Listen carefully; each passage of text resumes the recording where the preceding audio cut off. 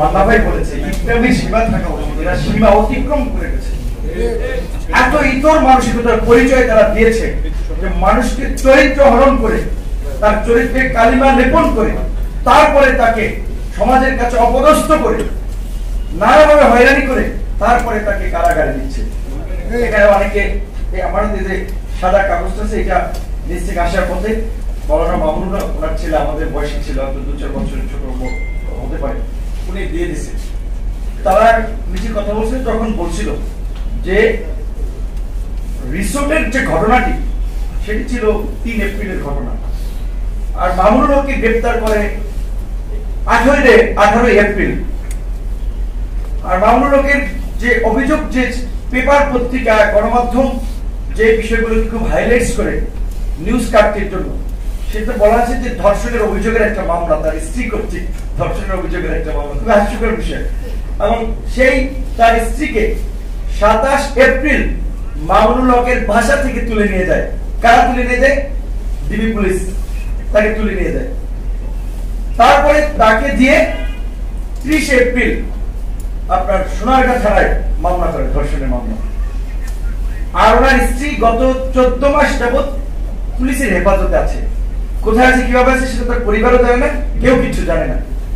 কিন্তু আমি এই ঘটনা জানতাম না যে এত মানে আপনার অসঙ্গতি, এইভাবে নাটকের স্ক্রিপ্ট বাংলাদেশের গোয়েন্দা সংস্থা এবং সরকার সম্মিলিতভাবে এই নাটকের স্ক্রিপ্ট তারা বাস্তবায়ন করে যাচ্ছে। আমি তো জানতাম না, আজকে এই প্রোগ্রামে না আসলেও জানতাম না, এবং ধারণা করতে পারতাম না যে কত নিচে বাংলাদেশের প্রফেশনাল গোয়েন্দা সংস্থা, সরকারি কর্মকর্তারা নামতে পারে।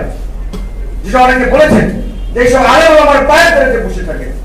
যে ব্যক্তি মামুনুলকে গ্রেপ্তার করেছে, আমরা তার ছবি দেখেছি, ভিডিও ভাইরাল হয়েছে, মামুনুল সোফায় বসা, তিনি নিচে, পুলিশের একজন ঊর্ধ্বতন কর্তৃপক্ষ।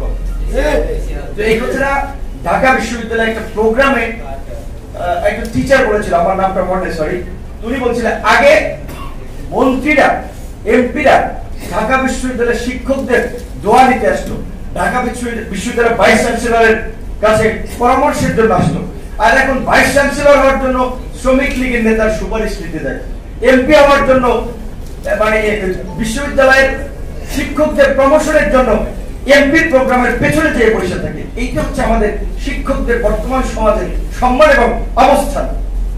আমরা তো নিশ্চিত করে দিই রাষ্ট্র ব্যবস্থা শিক্ষকদেরকে ওই জায়গায় নিয়ে এসেছে, যে শিক্ষকরা আমরা তৈরি করি, যে আমরা শিক্ষকদের চেয়ে পদমর্যাদায় অনেক উপরে থাকি।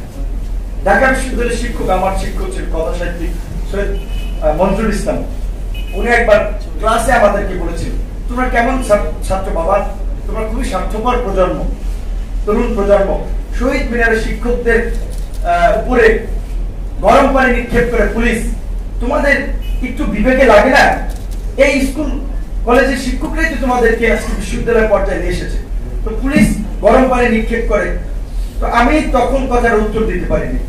আমার আজকে আমি এখান থেকে আমার শিক্ষক, আমি তাকে অনেক রেসপেক্ট করি, আমি আজকে স্যার যদি শুনে থাকেন ওনাকে বলবো, সরি স্যার, আপনারা এই সমাজ রাষ্ট্র ব্যবস্থা তৈরি করেছেন যেখানে আপনাদের ছাত্ররা আপনাদেরকে গরম পানি মারছে, আপনাদের কর ভ্যাট ট্যাক্সের পয়সায় পাওয়া পুলিশ আপনাদের উপরে গুলি চালাচ্ছে, লাঠিচার্জ করছে।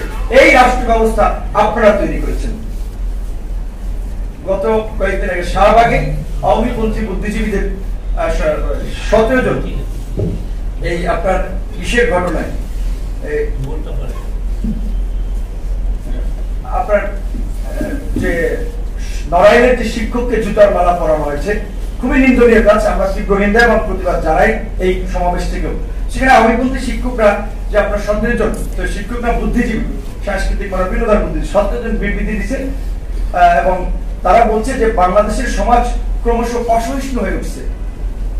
আরে ভাই, আপনি কি চাঁদের দেশ থেকে আসছেন যেখানে মান্না হয়তো বলেছে 18 কোটি মানুষের জনগণের ভোটের অধিকার রাতে ডাকাতি করে নিয়ে গেছে, জনগণকে ভোট দিতে দেয় নাই, একটা সরকার তৈরি করেছে, মানে হাওয়া থেকে এসেছে, বিনা ভোটে 14 থেকে 18 বছর এই সরকার ক্ষমতা থেকেছে, 3000 মানুষকে বিচার বহির্ভূত ভাবে হত্যা করেছে, 6 শতাধিক মানুষকে গুম করেছে।